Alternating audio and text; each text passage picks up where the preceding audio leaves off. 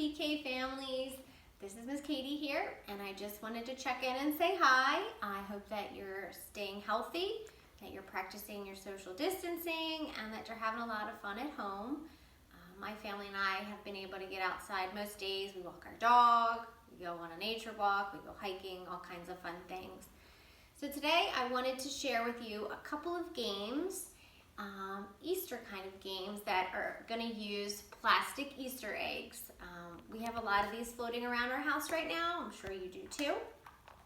They're pretty easy to find. So the first game I came up with is for younger pre-K friends. I think everyone has probably played this game. It's basically just an Easter egg hunt. So parents or grandparents, all you have to do is to take different colored eggs and hide them in your house or outside in your yard if you want to, then have your little pre-K friend find them, and when they bring them back, just ask them what colors they found. So make sure you have a variety of colors for them to identify for you. The next game that I came up with is with letters and or numbers. You can choose what you want to use.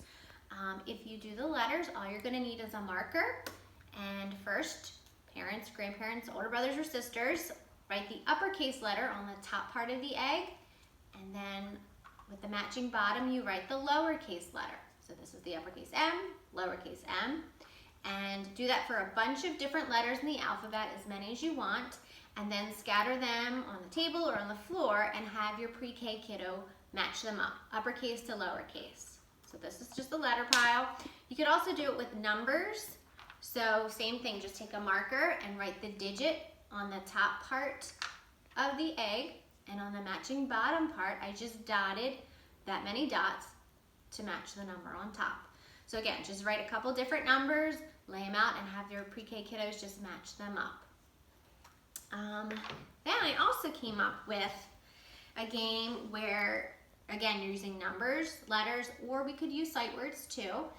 I don't have those cool little magnetic letters and numbers in my house anymore. I've given them away. So I had to use some paper to do this one, and you just take a magnetic number, or you take magnetic letters, just put them in your plastic Easter eggs, hide them, then have your pre-K kid find them, bring them back to you, open them up, and tell you what letter or number they found. For some of our older pre-K kids, you could do this with sight words. Again, just write them on a little piece of paper. This one says we. We just folded it up, we put it in our egg, and then have someone hide them and have the pre-K kiddos bring them back and tell you what word they found inside. And then another game that you could do is with beginning sounds of words. You might need some bigger eggs, or just find some super tiny things around your house.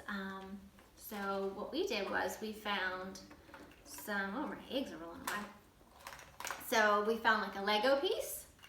So we stuffed that inside, a beaded necklace, a scrunchie, maybe have some LOL doll accessories, something small like that.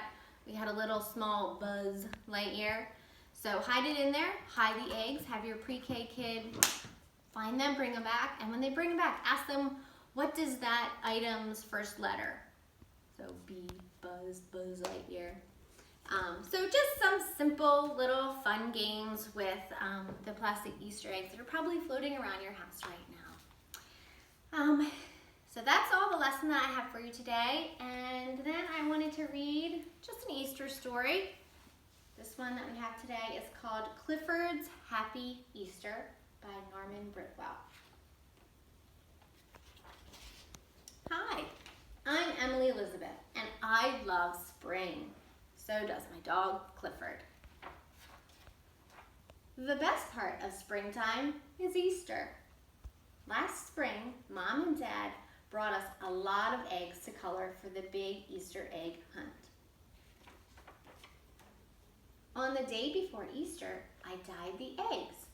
Clifford wanted to help. Poor Clifford. He wasn't very good at painting eggs.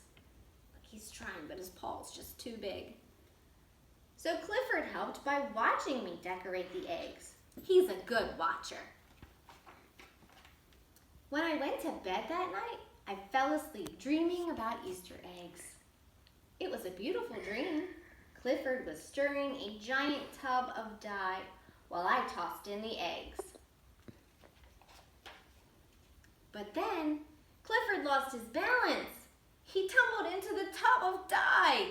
Oh no! Something surprising began to happen. Suddenly, Clifford was bright green. Oh my goodness! It was just like St. Patrick's Day.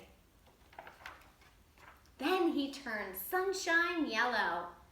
This was becoming a very strange dream.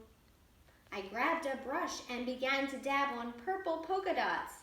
Clifford looked good in polka dots, but that didn't last long.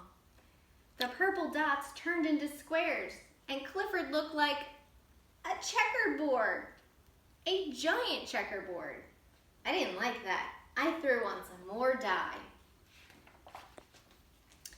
Clifford started to change colors again. Now he was red, white, and blue. He looks just like us when we say the pledge. I always used to wonder if I dreamed in color. Now I know. This was too much. I tried to scrub the dye off Clifford. I was getting frantic. She was trying really hard, getting really scared. And then I woke up. It was Easter morning and the sun was shining. I ran out to see Clifford. Thank goodness he looked just the same as always. Good old Clifford. We joined my friends and set off on the Easter egg hunt. We looked high. Look, he's above the tree. We looked low. He lifted up the bench. Clifford looked in places I would not have thought of. No hiding place was missed, even on top of the bridge.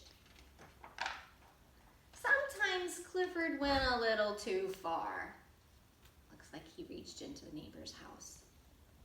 His hard work helped. We ended up with heaps of eggs. That's a lot. Which we shared with our friends. After all, friends are what make Easter a happy day. Well, I hope that you all enjoyed that story and that you have a happy Easter as well. Stay healthy.